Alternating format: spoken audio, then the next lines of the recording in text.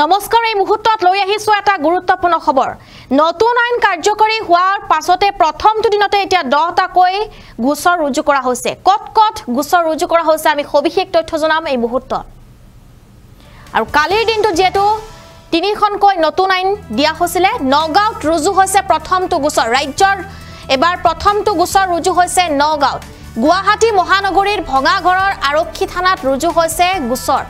গুৱাহাটীৰ মহানগৰীৰ ভাঙাঘৰটো গোচৰ ৰুজু হৈছে ই ৰিক্সা চুৰিক লৈ ভঙাঘৰ থানাত ৰুজু কৰা হৈছে 88/24 নম্বৰৰ প্ৰথমটো গোচৰ গুৱাহাটীত বিএনএছৰ 3032 ধাৰাত ৰুজু হৈছে প্ৰথমটো গোচৰ গুৱাহাটীৰ দ্বিতীয় আৰু তৃতীয়টো গোচৰ ৰুজু হৈছে দিছপুৰ আৰক্ষী থানাত দ্বিতীয়টো গোচৰ ৰুজু হৈছে দিছপুৰ আৰক্ষী থানাত 673/24 আৰু 674/24 নম্বৰত ৰুজু কৰা হৈছে গোচৰ চুৰি অভিযোগত 673/24ত বিএনএছৰ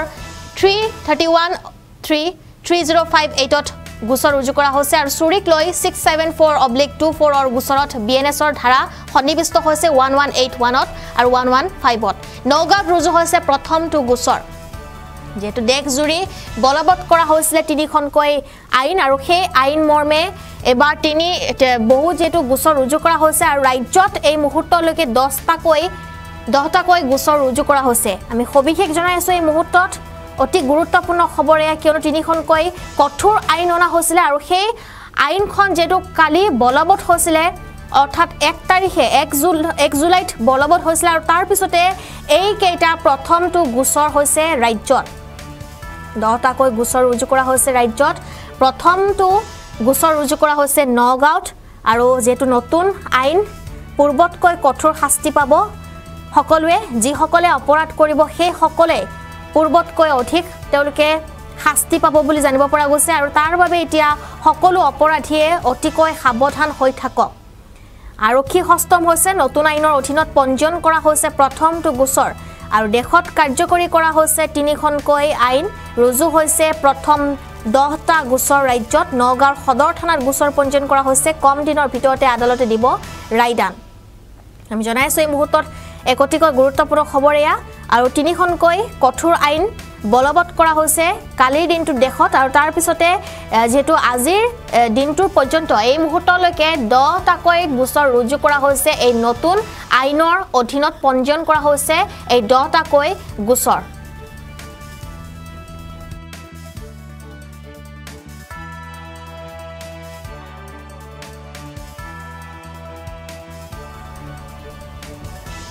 আমি জনাইছো এই মুহূৰ্তত এটা অতিকৈ গুৰুত্বপূৰ্ণ খবৰ কিয়নো তিনিখনকৈ কঠোৰ আইন বলবৎ কৰা হৈছে দেশত কালিৰ দিনটোত আৰু তাৰ পিছতে ৰাজ্যত 10টা কৈ গোচৰ ৰুজু কৰা হৈছে আৰু এই গোচৰ ৰুজু কৰা সন্দৰ্ভত যেটো অধিক শাস্তি পাব যি সকলে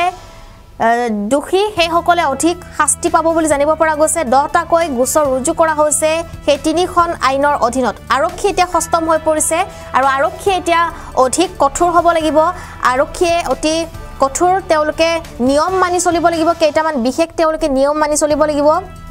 নতুন আইন কাৰ্যকৰী হোৱাৰ প্ৰথম দিনতে ৰাজ্যত 10টা কৈ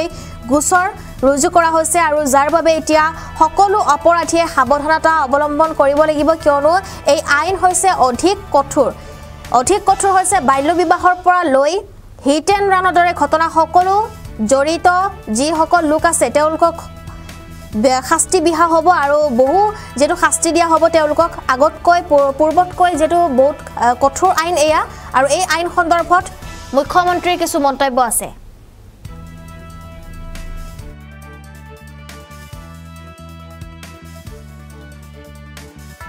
ধৰ্ম আৰু জাতি নাই তাত প্ৰথম কথা অপৰাধীৰ কোনো ধৰ্ম আৰু জাতি নাই তাত কাৰো কোনো ক'বলগীয়া একো নাই এইটো নহয় যে এটা বিশেষ সম্প্ৰদায়ৰ মানুহে ধৰ্ষণ কৰে আন এটা সম্প্ৰদায়ৰ মানুহে ধৰ্ষণ নকৰে মই সেইটো কথা আমি নকওঁ কিন্তু এটা কথা আমি দেখা পাইছো যে যোৱা 2 মাহত এটা পাৰ্টিকুলাৰ ৰিলিজিয়নৰ সৈতে জড়িত মানুহে আগত যোৱা 2 বছৰ নকৰা কিছুমান কাম তেওঁলোকে কৰি আছে যেনে যোৱা পৰহি দিনাখন আমাৰ হাতত এটা খবৰ আহিলে গাঁৱৰ মানুহে কমপ্লেইনো দিব পৰা নাই ধুবুৰীত এখন কোচ ৰাজবংশী গাঁও আছে সেই গাঁওখন চাৰিওফালৰ পৰা বিশেষ সম্প্ৰদায় এটাই আৱৰি ৰাখে যোৱা কিছুদিনৰ পৰা সেই গাঁওখনত কোচ ৰাজবংশী গাঁওখনৰ খেলপথাৰখনত গৈ সেই বিশেষ সম্প্ৰদায়ৰ মানুহে শৌচ পেচাব কৰে সাংবাদিকসকলে ৰিপৰ্টিং কৰা নাই যে স্যাৰ আমি যদি ৰিপৰ্টিং কৰোঁ গাঁওখনৰ মানুহ থাকিব নোৱাৰিব আৰু অত্যাচাৰৰ সন্মুখীন হ'ব